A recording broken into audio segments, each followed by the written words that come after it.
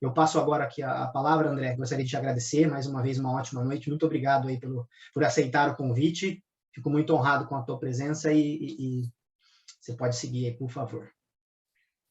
Ô, Gabriel, obrigado aí pelas tuas palavras e eu é que agradeço. Está todo mundo me ouvindo aí? Tudo certinho? Tá bom. Eu que agradeço, Gabriel, pelo teu convite, e agradeço aí ao Kiko, a Rose, a Natália, sua irmã, e especialmente para você aí que me fez esse convite para estar aqui para falar sobre o papel do cidadão nas políticas públicas. Primeiro, eu gostaria de começar falando, assim, me apresentando, né? Acho que tem muita gente aí que talvez não me conheça. Eu sou ambientalista já de muitos anos, eu estou com 61 anos, e já estou no movimento ambiental aí há 35 anos, pelo menos, e fui fundador, um dos fundadores da ONG Vale Verde, aqui de São José dos Campos, participei da Fundação SOS Mata Atlântica, né, que atua no Brasil todo. Tenho a minha história pautada aí nessa luta ambiental, né, sou biomédico de formação, com especialização em toxicologia analítica, e venho militando no movimento ambiental aí há pelo menos 35 anos, né? E durante esse período, né, em 2007, eu recebi um convite do então prefeito aqui de São José, o Eduardo Cury, que me convidou para assumir a Secretaria de Meio Ambiente recém-criada aqui em São José.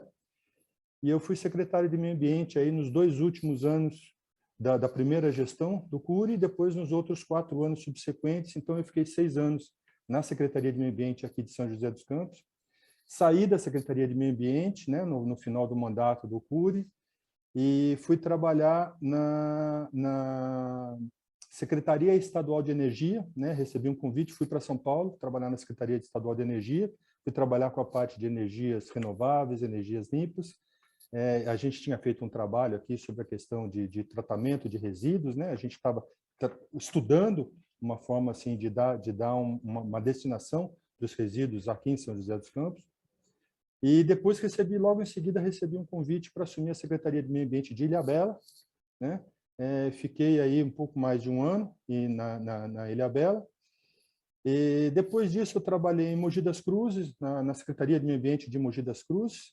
Fiquei até 2017 e agora eu já estou em fase de aposentadoria e estou trabalhando, tenho um programa de rádio, uma rádio web, né, na Rádio TV Imprensa, aqui de São José dos Campos, o programa Planeta em Foco, que inclusive eu estava hoje à tarde em gravação desse programa, e ele vai ser exibido amanhã. Ele é exibido toda quinta-feira, à 13h. É um programa de 1 hora, que sempre leva convidados, sempre levo gente lá no programa. O Gabriel, inclusive, que está aí, já participou com a gente de um programa. O Kiko, da Dutrafé, também já participou com a gente de um dos programas que a gente foi tratar sobre a questão de resíduos, sobre o aterro sanitário de São José dos Campos. Então, basicamente, um pouco da minha história é essa aí. Eu queria, mais uma vez, agradecer ao Gabriel pelo convite, agradecer o Kiko, a Rose, a Natália, aí, pela parceria sempre, né, que a gente tem tido aí, desde os tempos que eu trabalhava para a ONG Vale Verde. Na Secretaria de Meio Ambiente, a gente até desenvolveu algumas coisas junto, que a gente pode comentar depois. E aí o Gabriel me passou a missão de falar aí do papel, né, do cidadão nas políticas públicas ambientais, nas políticas públicas socioambientais. E aí, assim, a gente sabe que o papel do cidadão é crucial, é importante, é fundamental para que a gente consiga realmente fazer com que as políticas públicas, principalmente das áreas sociais e ambientais e das socioambientais, que essas políticas realmente elas vinguem, elas peguem, né? Porque no Brasil, os estrangeiros, inclusive, muita gente que eu converso, né, que é de fora daqui do Brasil, a gente fala que aqui no Brasil tem lei que pega e tem lei que não pega, né? E eles acham muita graça, porque para eles não existe essa coisa, né? Lei é lei, não tem essa de pega ou não pega. Mas aqui no Brasil, infelizmente, tem essa coisa de lei que pega, lei que não pega, e aí a gente vai caminhando dessa forma, porque parece que já é uma coisa cultural no Brasil, né? Essa coisa de lei que pega e lei que não pega. Mas eu queria começar, né? Eu não vou me estender muito, gente, em apresentações técnicas nem nada, porque eu quero mais passar um pouquinho, né, das experiências que eu vivi, fazer um bate-papo, com todos vocês aí. Eu estou olhando, inclusive, o chat aqui do que a gente está. Então, quem quiser aí mandar alguma pergunta, alguma coisa aí, eu estou à disposição também. E a gente vai batendo esse papo. Eu quero fazer muito mais um bate-papo, né? Porque muitas vezes um webinar aí, se vai aquela coisa muito assim, sabe, muito de sala de aula, acaba ficando meio chato e nesse horário a turma vai acabar dormindo. Então, eu quero fazer esse bate-papo com vocês aí. E eu queria, gente, começar por um vídeo, porque eu acho que esse vídeo, eu já passei esse vídeo algumas vezes no meu programa, eu acho que esse vídeo deveria ser assistido por todos os brasileiros, principalmente para todos nós que moramos aqui na região sudeste, porque a gente fala muito, né? A gente que é do movimento ambientalista, a gente fala muito do pensar globalmente, agir localmente, né? A gente agir no local onde a gente está situado, mas a gente também tem que agir em termos de Brasil, porque nós temos uma verdadeira joia, né? Que está sendo dilapidada aqui no Brasil, que se chama Floresta Amazônica. Nós já tivemos a nossa Mata Atlântica, que fica aqui na nossa região, que foi bastante sacrificada ao longo desse tempo. Sobrou aí pouquíssimo da Mata Atlântica, né, da Mata Atlântica original, que cobriu o território brasileiro aí, sobrou pouquíssimo, e a gente tem uma floresta amazônica exuberante, né, e que tem sofrido muito. E eu gostaria que todo brasileiro assistisse esse vídeo. É um vídeo produzido pela FAPESP, que tem o professor Antônio Nobre, doutor professor Antônio Nobre, que é um pesquisador aqui de São José dos Campos, do INPE, trabalha aqui no INPE, e é um vídeo muito bom. E ele fala muito sobre a importância que a Amazônia tem para nós que vivemos aqui na região sudeste. Então, eu vou colocar aqui, eu vou pedir para o Matheus me orientar, se eu já posso dividir. Eu vou passar esse vídeo para vocês e depois a gente volta a conversar de novo, tá, gente? Agora, assistam esse vídeo porque ele é muito legal, ele é muito bacana, ele é muito explicativo e ele vai fazer a gente entender muito da importância da nossa militância ambiental, da gente proteger realmente o nosso país e as nossas florestas. Matheus, eu vou, então, botando aqui no chat. Isso. Tá. E aí, pessoal, igual o André comentou, quando ele vai colocando ali o vídeo, não deixem de fazer as suas perguntas, tá? O André tem o tempo dele da palavra, depois, no final, a gente vai abrir para as perguntas, podem ir mandando, a gente vai lendo, e depois, na hora, se surgirem dúvidas, tá? Não hesitem em mandar, e depois a gente pode também responder ela nas mídias também, caso alguma fique, tá bom? Não hesite em deixar suas perguntas. Bom, vamos lá. Eu acho que agora está ok. Vamos lá. Está todo mundo vendo a minha tela? Isso. Vamos lá, então. É isso aí.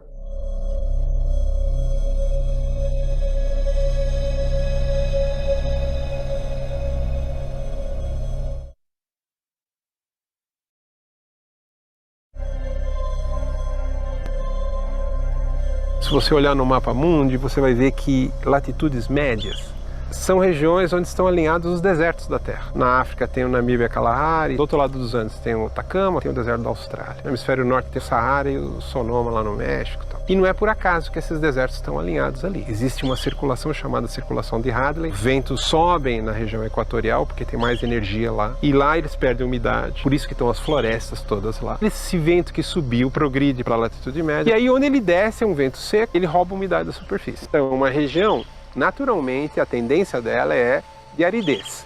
A não ser que esteja muito próxima do oceano aqui. No entanto, na América do Sul, a região que a gente pode chamar de quadrilátero, Cuiabá ao norte, Buenos Aires sul, São Paulo no leste e a Cordilheira dos Andes no oeste, é uma região que está geograficamente na alça de subsidência de Hadley e chove a cântaros. Então, era um mistério, né? O que tem que é diferente? Temos essa grande floresta. E o que tem lá? Tem um super irrigador da atmosfera. O que a Amazônia tem que é tão importante? Como que uma floresta pode manipular o clima? Como é possível que uma área que está a 3.000 quilômetros do oceano receba umidade do oceano? O oceano é a fonte primordial de toda a água. O vento leva essa umidade para dentro do continente. Conforme ele vai entrando no continente, vai chovendo e o ar vai ficando mais seco. Se não tivesse algum mecanismo para manter o ar úmido, esse ar lá dentro do continente ia ficar totalmente seco. O que tem na Amazônia que é diferente? E a Amazônia tem árvores. As árvores grandes na floresta, elas têm raízes muito profundas, elas pegam água no lençol freático, bombeiam lá de baixo, 50, 60 metros, e as folhas são estruturas fantásticas de evaporação. Uma árvore grande com uma copa com 20 metros de diâmetro, uma árvore frondosa, chega a colocar mais de 1.000 litros de água num dia. Para toda a Amazônia, é um volume que chega a 20 bilhões de toneladas de água num dia. Para você ter uma ideia do tamanho que é isso daí, o rio Amazonas, que coloca 20% de toda a água doce que chega nos oceanos no mundo inteiro, coloca 17 bilhões de toneladas no mesmo período. Um rio de vapor que acende é maior que o rio Amazonas. Vai ficar claro por que isso é tão importante para quem está fora da Amazônia e recebe a umidade da Amazônia. Você tem o ar com uma quantidade grande de vapor, mesmo que ele esteja saturado, se não tiver uma partícula lá para começar a depositar as moléculas de vapor e formar água líquida e formar gota da nuvem, não forma. O ar sobre a Amazônia é tão limpo de partícula, de poeira, quanto o ar sobre o oceano. E no oceano é semidesértico, quase não chove. Então o mistério era, o que tem na Amazônia? Fonte de umidade a gente já sabe agora, né? Mas e o que faz chover? As folhas das árvores têm compostos lá que evaporam e vão para a atmosfera. O que foi descoberto é que esses vapores produziam lá uma reação e precipitavam na forma de uma poeira. E essas partículas são chamados aerossóis atmosféricos, são chamados também de núcleos de condensação de nuvem, ou seja, a floresta amazônica fabricava a sua própria chuva. A gente está acostumado a pensar a evolução dentro da própria vida, plantas, com animais, com insetos, etc.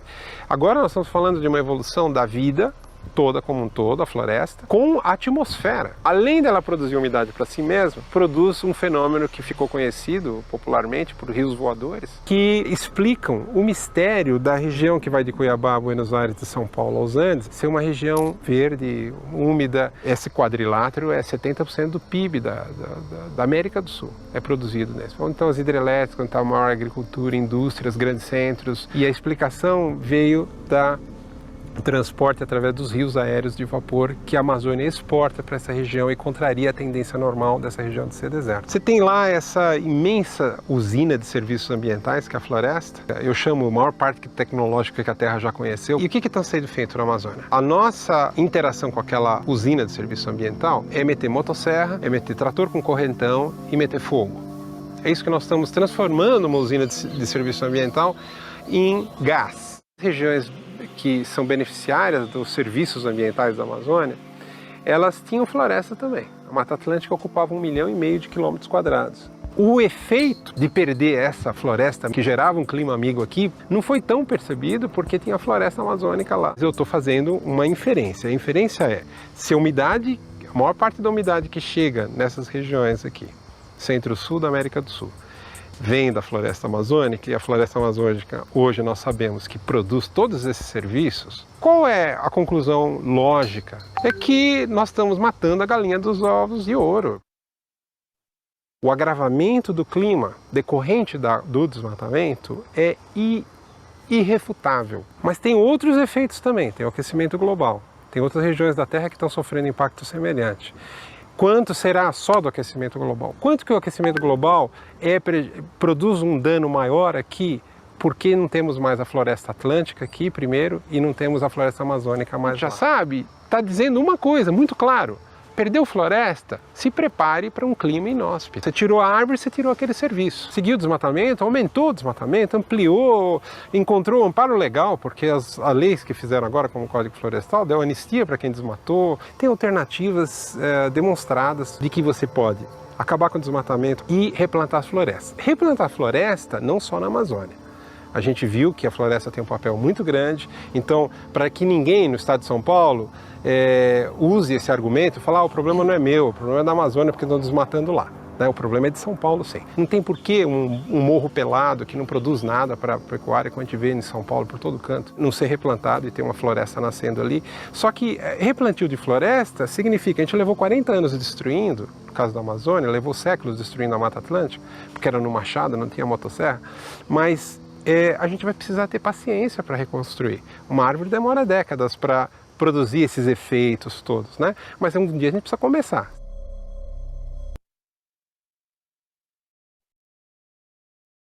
Bom, então, todo mundo me ouvindo de novo? Tudo certinho? Sim, eu ouço. Então tá, jóia.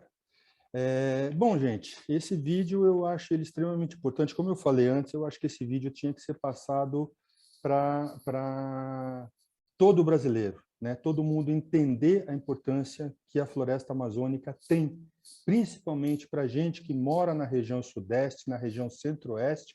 O Matheus, que está nos acompanhando aí, que está em Brasília, né? O centro-oeste também recebe essa carga de umidade que vem da região amazônica. E todos nós, o regime de chuvas, né, a capacidade produtiva, todos nós que moramos aqui na região sudeste, somos dependentes dessa umidade que vem da região amazônica, né? Então, assim, se a Amazônia realmente, esse processo de destruição, que mês a mês a gente vê que está sendo batido recorde de desmatamento, se esse processo continuar, vai chegar uma hora que esse tipo de serviços ambientais não vão mais chegar até aqui.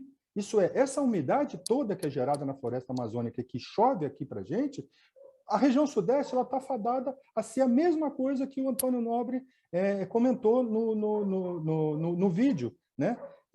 Em outras regiões do planeta são desertos, né? E a tendência daqui dessa região, se nós não tivermos essa umidade que vem da Amazônia, é também de desertificação da nossa região aqui. Então, assim, ela é muito importante, ela não é pulmão do mundo, já falaram muito isso, mas isso aí é bobagem, isso aí não é verdade.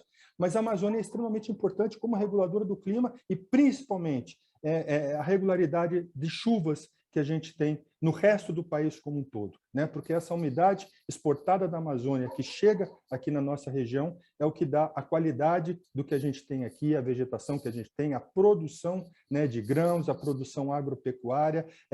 O nosso sistema industrial depende da água para sobrevivência. O nosso Rio Paraíba, onde a gente faz captação de água aqui em inúmeros processos produtivos, então geração de emprego, uma série de coisas vão ficar comprometidos se a gente realmente deixar essa floresta amazônica diminuir de tamanho, reduzir o tamanho dessa floresta.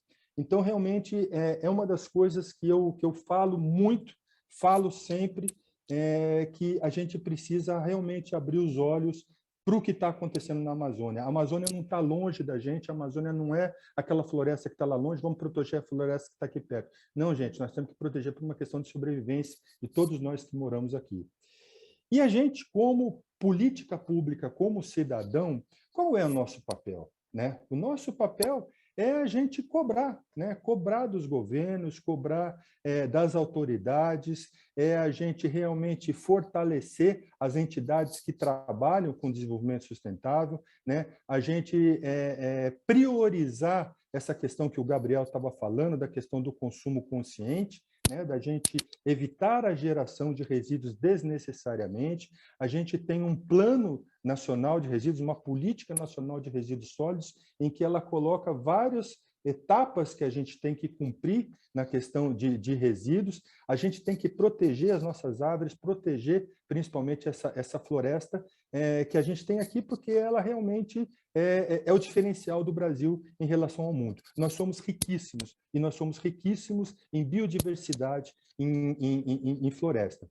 Para vocês verem a importância que a Amazônia tem, assim como a Mata Atlântica, vocês já ouviram falar de um medicamento chamado Captopril?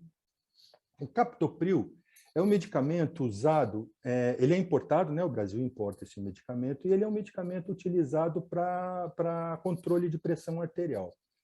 Esse medicamento, o princípio ativo do Captopril, ele foi descoberto aqui no Brasil, aqui na Mata Atlântica, o veneno da cobra jararaca. E ele foi patenteado, o Captopril ele foi patenteado lá nos Estados Unidos, e hoje o Brasil paga uma fortuna por algo que foi descoberto dentro das nossas florestas. E nós temos dentro das florestas aqui no Brasil, gente, muito conhecimento genético, né? Quando apareceu aquele genoma, né, a identificação, né, da identidade do genoma, né, de todas as espécies, não só de nós seres humanos, mas de todos os animais, de todas as plantas, cada um tem o seu genoma, que seria a carteira de identidade de cada espécie. Quando a comunidade científica passou a decodificar o genoma, a gente conseguiu entender o genoma, nós percebemos que o nosso genoma é muito parecido com o camundongo, né? A gente diferencia do camundongo por muitos poucos pontos dentro do nosso genoma. E aí, assim, o sequenciamento genético de várias espécies tem sido feito, né, por vários pesquisadores mundo afora. E a gente está destruindo floresta e perdendo espécies.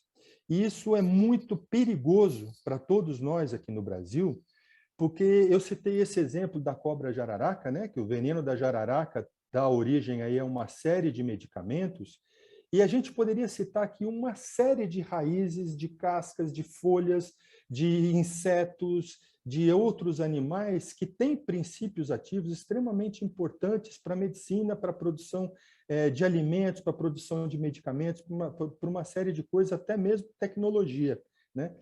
E a gente está perdendo muito desse conhecimento genético com a destruição das florestas. Por quê? Porque essas florestas sendo exploradas da forma como estão, tirando madeira e tudo mais, o processo de desertificação vem logo em seguida do desmatamento. E aí muitas das espécies que sobrevivem, né, nas florestas brasileiras estão sendo exterminadas, né? São espécies que estão desaparecendo.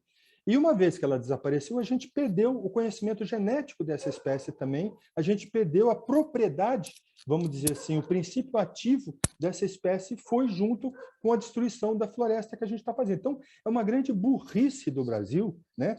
Explorar a floresta, né? Desmatar para plantar soja, para plantar milho, para plantar alguma outra coisa, porque esse conhecimento genético, essas espécies da biodiversidade brasileira, elas são extremamente importantes para a nossa economia. Vocês vejam que assim, o Brasil detém sozinho quase 23% de toda a biodiversidade do mundo. Se vocês pensarem, a Mata Atlântica, ela tem 1 metro quadrado na Mata Atlântica, tem mais biodiversidade do que a Alemanha inteira. Então, assim, o Brasil tem um conhecimento genético, o Brasil tem um número sem fim de espécies que não foram nem descobertas ainda. Eu fiz no meu programa Planeta em Foco, que vai ao ar toda quinta-feira, eu fiz uma entrevista com uma bióloga da Univap, né, uma professora da Univap, e ela estava falando que assim, nós temos conhecimento, a gente estava falando sobre a questão da pandemia, né, de como que essa pandemia, né, do coronavírus se instalou no mundo inteiro, de que forma que isso apareceu, né, foram através de animais, animal silvestre, né, no caso o morcego, e a grande suspeita é que esse morcego tenha interagido com algum tipo de animal doméstico, e nessa interação do animal doméstico com o ser humano, a gente acabou adquirindo esse coronavírus e a capacidade dele de multiplicação é uma coisa infinita, é o que a gente está vendo que está acontecendo no mundo todo. E a gente estava falando exatamente sobre essa coisa. Ela falou assim, André, a gente conhece 1% de todos os vírus que existem no mundo. Ou seja, a gente tem 99% dos vírus que ainda são desconhecidos. E cada vez que a gente entra nas florestas, cada vez que a gente interage com animais silvestres, etc., a gente não sabe com o que a gente está mexendo. De repente, tem outros vírus muito mais perigosos, como foi o caso do Ebola, lá na África. O vírus Ebola só não virou uma grande pandemia mundial porque a capacidade dele de multiplicação e de infecção é muito parecida com a do coronavírus. Só que o vírus Ebola não seguiu adiante porque ele praticamente matou todos os hospedeiros, né? O que é diferente do coronavírus, que mata 3%, 4% das pessoas que se contaminam. Mas assim, o vírus Ebola é altamente letal. E quantos desses vírus nós temos mais ainda, adormecidos dentro de florestas e que a gente não conhece? Então, a gente precisa ter muito cuidado na exploração das florestas, porque a gente pode realmente ter contato com seres que a gente não conhece. A gente pode perder biodiversidade, perder conhecimento genético, e o Brasil vai sofrer muito com tudo isso. Então, gente, para a gente falar assim, sobre o papel de todos nós, né, de todos nós cidadãos na parte de políticas públicas, eu queria assim falar um pouco também do que vem dessa, como é que essas políticas públicas vêm acontecendo, as políticas públicas socioambientais. A gente teve em 1972, acho que a maioria, 99% das pessoas, acho que só eu era nascido em 1972, porque eu nasci em 61, mas em 1972 nós tivemos a primeira grande conferência da ONU, que foi a Conferência de Estocolmo, na Suécia. E nessa conferência da ONU, foi uma conferência para falar sobre o meio ambiente, em 1972. Por quê? Porque os países industrializados, os países mais ricos do mundo, do hemisfério norte, começaram a perceber que a poluição trazia problemas, que o desenvolvimentismo que eles viveram, revolução industrial, etc., começou a trazer problemas para ele e estava trazendo problemas para o meio ambiente, né? destruição de florestas. Eles percebiam que o regime de chuvas na Europa, nos países do hemisfério norte, mudava à medida que você dizimava as florestas, né, que foi o que aconteceu, né, nesses outros países. E aí eles chamaram uma conferência da ONU para falar sobre meio ambiente. E nessa conferência da ONU foram chamados vários países, acho que 130 países, se eu não me engano, participaram dessa primeira conferência mundial chamada pela ONU sobre o meio ambiente. E os países industrializados, os países mais ricos, queriam falar sobre meio ambiente. E os países em desenvolvimento, como o Brasil, como outros países mais pobres, principalmente aqui do hemisfério sul, chegaram para essa conferência e falaram: não, vocês querem falar sobre o meio ambiente porque vocês já destruíram todo o ambiente de vocês e agora vocês querem nos impedir de crescer, de a gente se equiparar em termos econômicos com vocês. Então, assim, era a visão da época, né, do início da década de 70, era essa, que os países mais pobres, os países menos desenvolvidos, tinham essa preocupação, que os países mais desenvolvidos queriam conter o crescimento dos países mais pobres.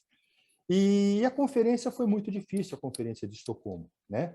Mas, assim, ela deixou alguns legados, que foi essa questão ambiental, né, dos países mais ricos preocupados com questão ambiental. E essa evolução foi indo, e 20 anos depois, em 1992, foi feita a segunda grande conferência, que foi a Eco 92, que aconteceu aqui no Rio de Janeiro. Eu participei, inclusive, né, da cúpula das nações lá, que era a parte onde a sociedade civil, nós, população, poderíamos participar, e tinha outra cúpula de discussão que era feita entre os governantes, né, de todos os países do mundo. Foram, acho que, uns 170, 180 países que tiveram na Eco 92 aqui no Rio de Janeiro, e veio muita gente do exterior, né? Muita gente de organizações não governamentais do exterior, muita gente do setor produtivo, muitos governos, né, na Eco 92.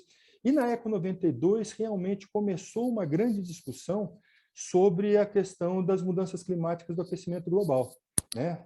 Eles percebiam que tudo que a humanidade já havia emitido em termos de poluente atmosférico estava causando um aquecimento, né, da temperatura média da Terra, e eles chamaram essa conferência de 92, 20 anos depois, né, de 72 de Estocolmo, para discutir uma série de assuntos, que era a questão de resíduos perigosos, era a questão de energia nuclear, era essa questão das fontes fósseis, né, dos combustíveis fósseis que causam essa poluição atmosférica.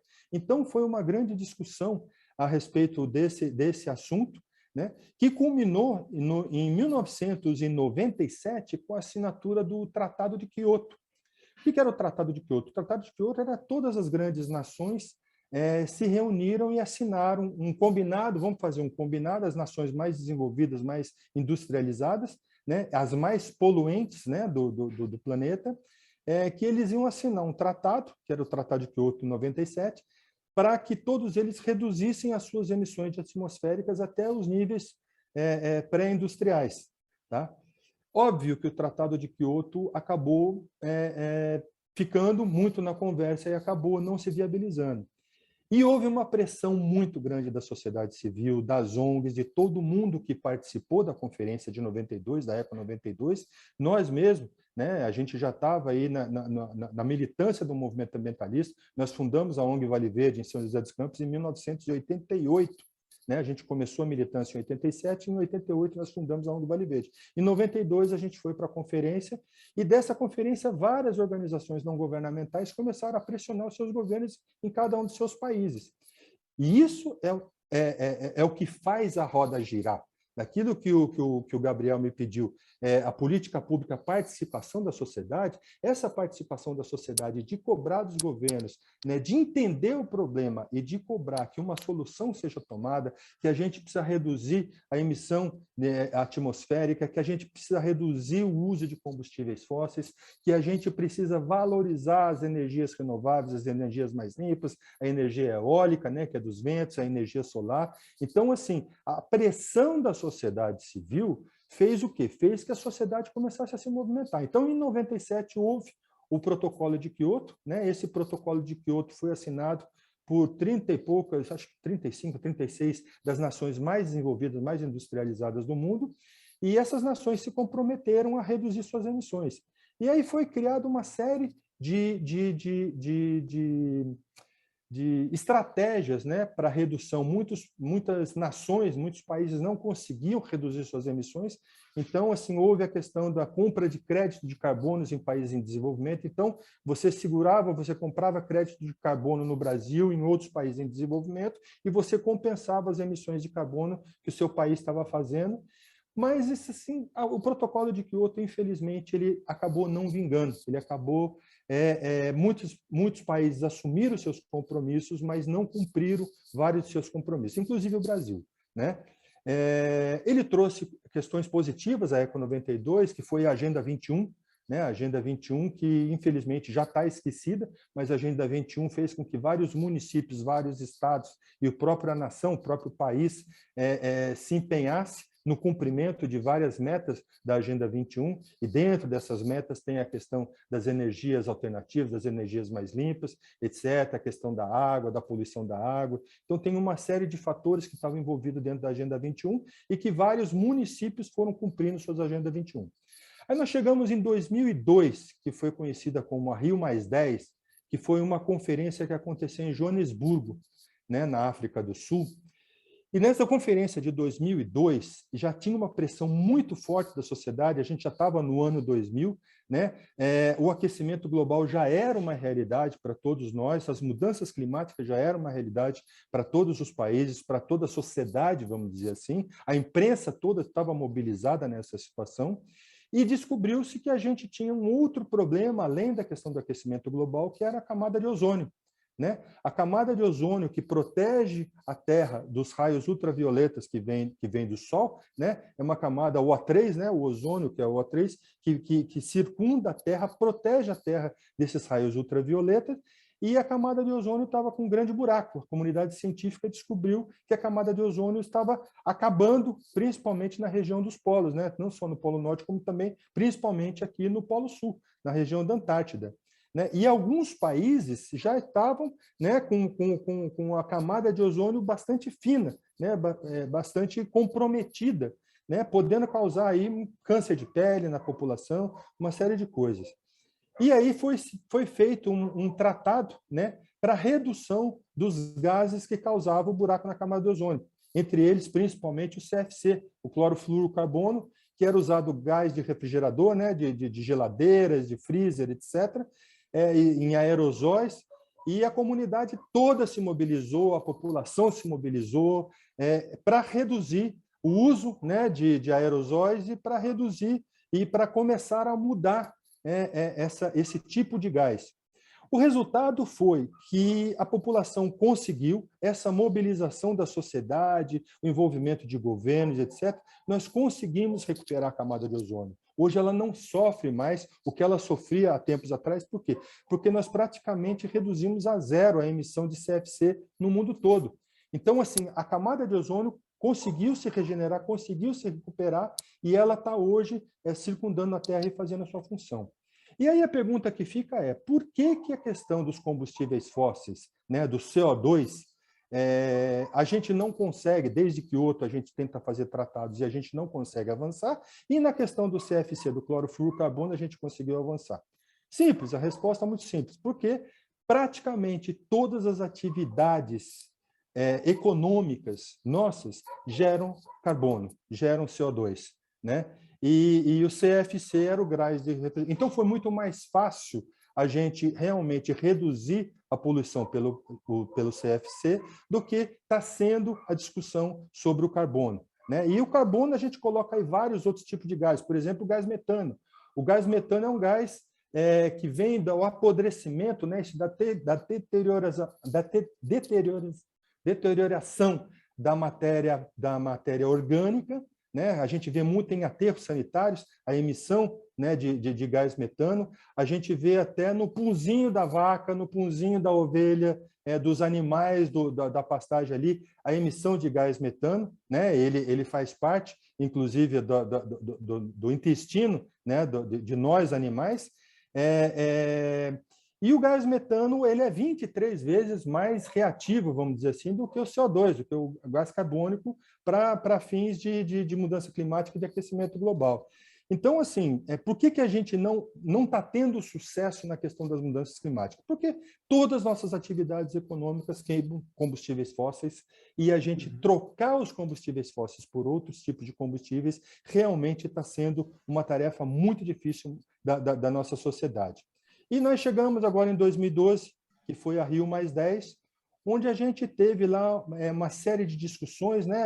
A população mundial, 50 anos depois de Estocolmo, de 72, nós tivemos em 2012 a Rio+20, né? Que foi 20 anos depois da conferência da ECO 92, e aconteceu no Rio de Janeiro, e eu fui também, na época eu era secretário de Meio Ambiente. E foi na Rio+20 que se discutiu muito as ODS, né? Que hoje estão bastante em moda aí, que está se falando muito. Isso tudo foi votado. E nós, tanto governos quanto sociedade civil, participamos na elegibilidade de quais eram as prioridades mundiais. Então, assim, a sociedade civil tem tido uma participação muito grande quando se fala em termos de políticas públicas, né? E a nossa participação tem sido muito assim propositiva e tem sido muito de pressionar os governos, de pressionar as autoridades, pressionar a nossa classe política para que a gente siga no rumo da sustentabilidade e do desenvolvimento sustentável. Então, assim, o Gabriel pediu para eu dar uma visão assim a respeito assim do papel da sociedade, né, em termos de políticas públicas socioambientais, e o papel nosso tem sido bastante eficaz, não só nós brasileiros, mas assim a população do mundo todo.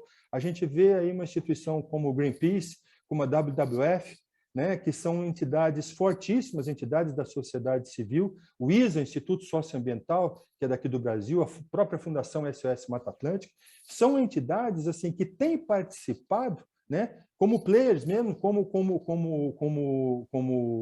como partners dentro dessa discussão com outros governos, né? Então, assim, a sociedade civil ganhou um protagonismo na discussão das políticas socioambientais no mundo, e nós aqui no Brasil temos que evoluir em termos de sociedade também. E a melhor forma que a gente faz para evoluir é trabalhando a educação ambiental, que acho que vários de vocês que estão aí, estou vendo o Gabriel, o Kiko, né, da Dutrafer, a Cindy, que estava aí ao vivo aí também. Todo mundo que trabalha com educação ambiental tem um papel fundamental no sentido de esclarecer as pessoas a importância que o meio ambiente tem. Esse vídeo que eu passei antes é um vídeo de alerta, né? Porque muitas vezes as pessoas acham que a Amazônia está lá longe, mas a Amazônia tem muitos minérios no subsolo da Amazônia. Gente, bobagem. A Amazônia é floresta em pé. A importância da Amazônia para nós é floresta em pé. Esqueçam os minérios que estão embaixo daquela floresta, porque esses minérios, a busca por essa riqueza pode vir a ser a ruína da humanidade.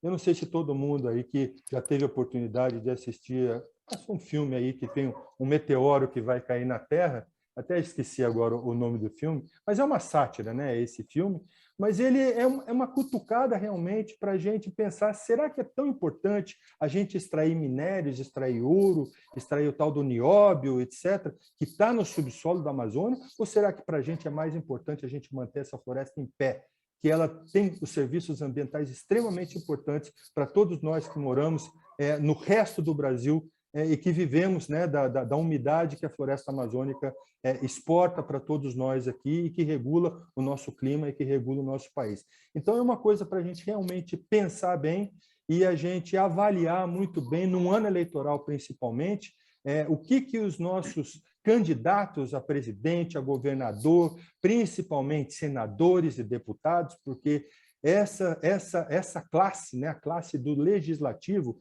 que ninguém dá muito em conta e deixa para escolher deputado e senador na boca da urna, né?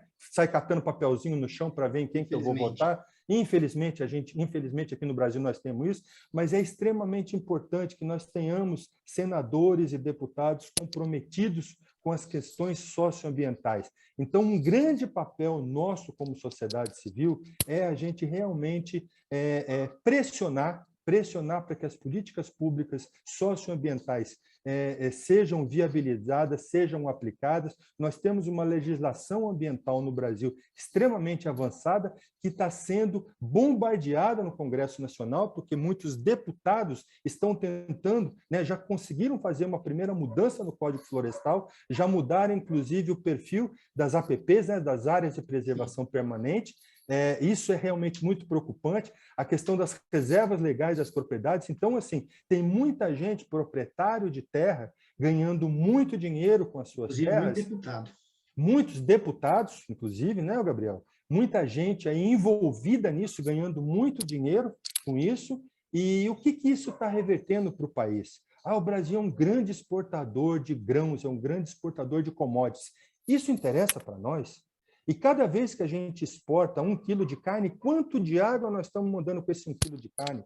Cada vez que a gente exporta 1 quilo de soja, quanto de água nós estamos mandando com esse 1 quilo de soja? Quer dizer, a gente exporta a nossa água, a gente exporta commodities, né? Eu estava discutindo isso numa rádio aí essa semana, que uma pessoa estava criticando, né, a política ambiental, e aí eu falei para ele assim, rapaz, o Brasil é um grande exportador de commodities. Ele falando do agronegócio, que o agronegócio. E, gente, o agronegócio é um grande exportador de commodities.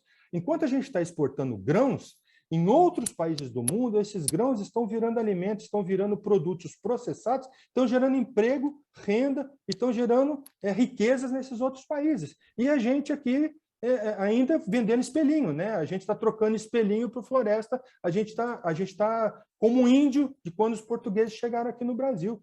Então, assim, essa exportação de commodities, isso é, de matéria-prima, de grãos, né?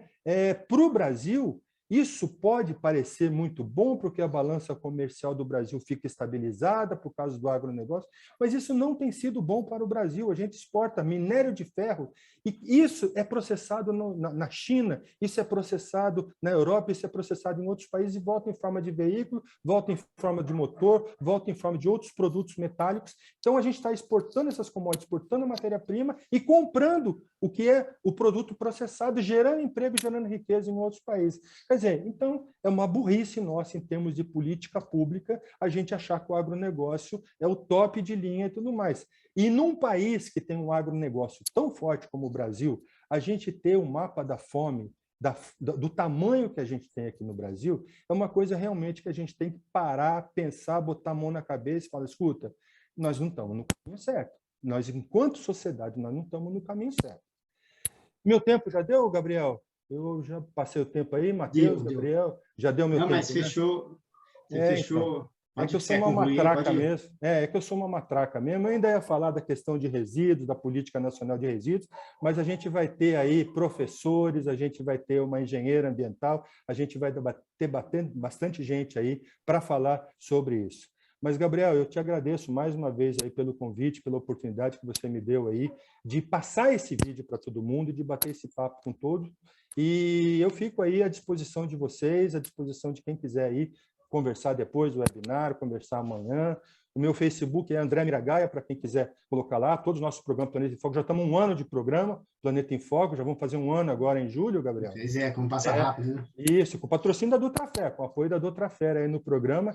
Em 1 ano a gente já está com o programa no ar aí, fizemos várias discussões bastante interessantes, bastante importantes, tá bom? Gente, eu sou uma matraca mesmo e não vou continuar mais falando aqui, vamos dar a oportunidade para os outros colegas falar, tá bom? Obrigado aí pela oportunidade. Não, muito bacana, André. Você ainda vai falar mais um pouquinho. Se caso vocês tenham alguma pergunta, pode mandar no chat aí, quem tá nos assistindo, tá bom? A gente tem mais uns 10 minutinhos aqui, a gente pode fazer algumas perguntas. Me chamou muita atenção, André, alguns pontos, mas eu vou encurtar aqui. Igual quando você menciona que 1 metro quadrado da Mata Atlântica, nós temos mais biodiversidade que a Alemanha inteira. Então, assim, você vê, olha o tamanho dessa informação. O tamanho da importância que tem a Mata Atlântica, que tem o Cerrado, que tem todos os biomas do Brasil, porque cada bioma do Brasil tem inseto, tem árvores, tem plantas, tem folhas, tem raízes, tem casca de árvore, quer dizer, tem uma série de produtos que a gente ainda pode descobrir da nossa biodiversidade e que isso, para o Brasil, economicamente, assim, vai ser um salto. O Brasil é uma potência econômica. Sim. O problema é que a gente não sabe explorar. Né? A gente fica derrubando a floresta nativa, matando matando a diversidade para plantar soja. Quer dizer, e quem está ficando rico com isso? Alguns.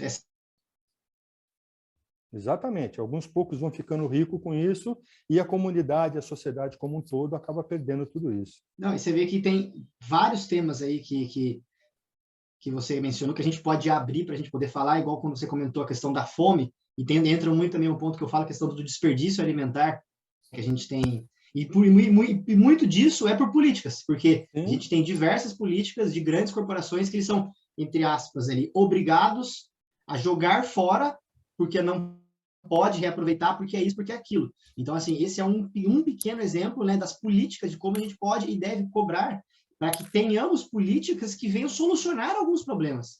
Não é simplesmente vir e fechar aquilo, não, eu produzi, sobrou, eu tenho que jogar fora. Não, vamos buscar ferramentas que essa sobra, se é um material, né, no caso falando de alimento, se é um alimento que tem condições de uso, que não vá ser prejudicial, que não vá causar nenhum dano para a sociedade, não é possível que a gente não pode encontrar ali, né, diminuir, colocar um raio menor possível, mas fazer com que se cerque com comunidades. Tem N caminhos, basta querer, né? Quando a gente sempre consegue buscar a solução.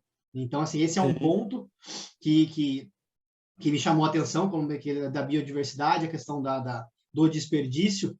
E aí, vamos fazer só mais uns minutos aqui em cima desse tema, porque eu sou suspeito, é fantástico. O Thiago fez uma pergunta aqui, ó. André, como balancear a questão da fome, como a necessidade de aumentar a produção de soja e gado com o desmatamento? Tem muito assunto aí, viu, Thiago? Vai ser difícil de fazer uma resposta curta, mas vamos lá, né?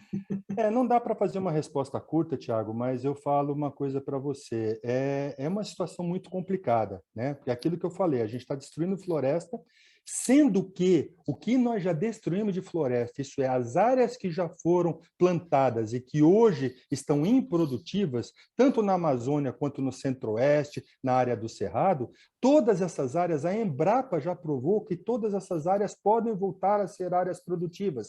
Existe uma tecnologia simples de ser aplicada nessas áreas para você produzir. Então, essa questão que se fala muito, temos que destruir floresta para plantar mais, para produzir mais, é mentira, porque as áreas que já produzem, as áreas que deixaram de produzir por exaustão da terra, por monocultura, por uma série de coisas, elas podem voltar a ser áreas produtivas. A Embrapa já provou que elas podem voltar a ser áreas produtivas. O problema é que no meio da floresta você tem mogno, você tem uma série de madeiras de interesse econômico. Né? É muito mais fácil você amarrar uma corrente num trator e esticar essa corrente 20, 30 metros e amarrar essa corrente num outro trator e entrar destruindo toda a floresta, depois colocar fogo e vai lá e separa só a madeira de interesse comercial e você destrói todo o resto que está ali no meio. Caso queiram se chocar, joguem no YouTube para... Como é que é o nome mesmo, André, dessa prática? O correntão. Inclusive no vídeo... É chocante, gente. É assustador. Inclusive, no vídeo, o Antônio Nobre fala assim, o que nós estamos fazendo com essa bomba de serviços ambientais? Nós estamos botando correntão, botando motosserra e nós estamos destruindo tudo isso e não vai sobrar assim, nada. E tem um ponto também para a gente colocar que é a questão do tempo do solo, né, André? Por que tem tanta área? Por que aumenta? Por que o agro ele precisa tanto de tanto espaço? Porque o solo ele tem o tempo de vida útil e então ele tem um período ali de sequência de períodos de plantação, do plantio, de colheita, isso aquilo tudo. Chega uma hora que simplesmente o solo ele não produz mais aquilo que o produtor está esperando. Então ele simplesmente vamos procurar outra. Mas o que o André está mencionando é que existem alternativas, existem caminhos científicos para você recuperar essas áreas. Sim. Então, assim, além de campanhas contra o desmatamento, nós precisamos incentivar campanhas de reflorestamento também. Sim, e de modernização. Isso enquanto lá desmata 10, a gente tem que começar a plantar ali pelo menos 1, 2, que eu acho que é meio que é feito hoje. Né? E como se faz com questão de pastagem, né, o Gabriel, assim, que faz rotação de pastagem, isso é o gado, ele pasta aqui, amanhã ele pasta lá, no outro dia ele pasta cá. Você tem rotação de culturas também. Você planta o agrofloresta, procurem pesquisar um pouquinho, bota aí no YouTube, agrofloresta, vocês vão entender que tem muitas áreas que elas não estão improdutivas, a terra está exaurida para determinadas culturas, mas a terra está extremamente rica para outros tipos de cultura. Então, se você mistura determinadas culturas, você planta cana, você planta milho, você planta soja, você começa a misturar determinadas culturas, você consegue ter uma produtividade e você tem um solo que se enriquece cresce com determinadas plantas que você coloca e que você depois pode revolver esse solo, e essa planta, na hora que ela se deteriora dentro do solo, ela acaba alimentando o solo, melhorando a qualidade do solo. Então, assim, existem muitas tecnologias, a Embrapa já provou, já mostrou, por A mais B, que a gente não precisa mais desmatar 1 metro quadrado no Brasil para produzir alimento. O que nós temos de área hoje é o suficiente para a gente produzir, para alimentar não só o Brasil, mas o mundo todo. Não, perfeito, perfeito. É que até o Ronaldo fez a pergunta exatamente como você mencionou, André, ele perguntou do sistema agroecológico, né, que nada mais é da agrofloresta, do sistema de plantio através das agroflorestas, que é um sistema fantástico, que é aquilo que eu falo, gente. O ser humano, quando ele quer, ele busca alternativa para tudo. Então, basta nós, como formadores de opinião, buscarmos realmente políticas e pessoas que estão na política, que queiram, que tenham também visões para esse sentido. Então, é importante a gente ressaltar que em ano de eleição, né, igual o André mencionou, não é realmente nós precisamos fazer diferente para que a gente possa ter resultados e chegar trocando todo mundo. Então, assim, quem está lá já sabe como é que o negócio funciona, tem que trocar, entendeu? E debater, e perguntar, e se informar com aquele candidato, não é só, igual a gente coloca, né, os próximos que a gente coloca, é prefeito e vereador, é só o que me interessa. Não, o negócio acontece lá em cima. Então, o negócio é grande mesmo, né? Então, enfim. Exatamente, Gabriel. E, assim, muito importante, Gabriel, assim, olhem bastante para quem está falando da proteção, da preservação da floresta amazônica. Esse vídeo que eu passei, gente, é um vídeo, como eu falei para vocês no início, tem que passar para todo brasileiro.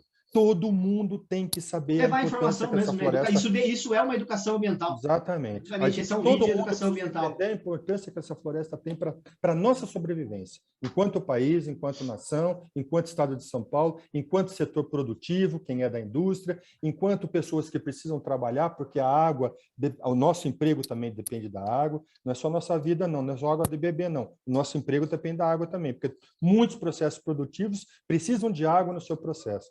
Então, assim, a gente precisa ter água, e se a gente realmente continuar o processo de destruição da floresta amazônica do jeito que a gente está, a gente corre um sério risco de ter um processo de desertificação aqui na nossa região sudeste.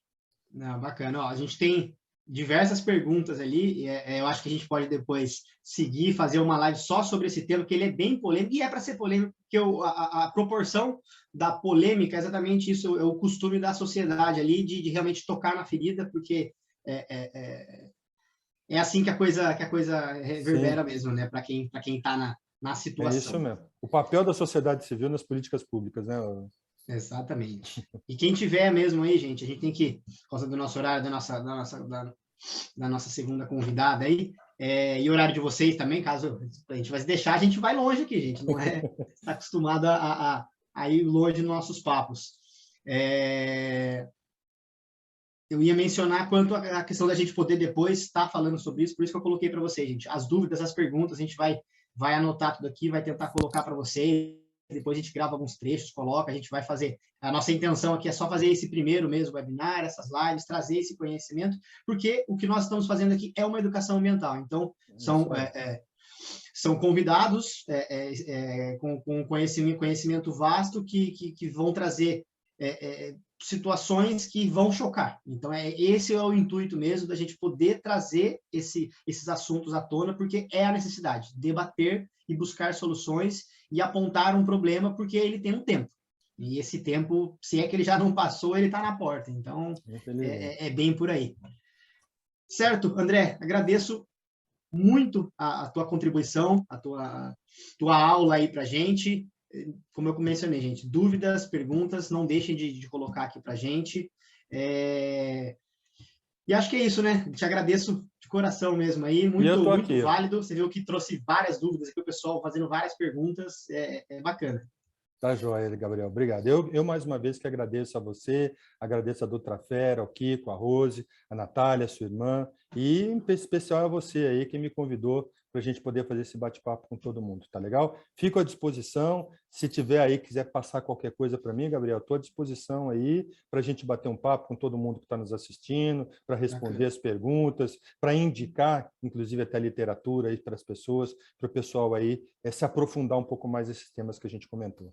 Bacana, a gente vai disponibilizar também uma série aí de você comentou, leituras, documentários, e continue conosco aí, que no final também a nossa ideia é trazer mais algumas perguntas, mais alguns questionamentos aí que são bem oportunos.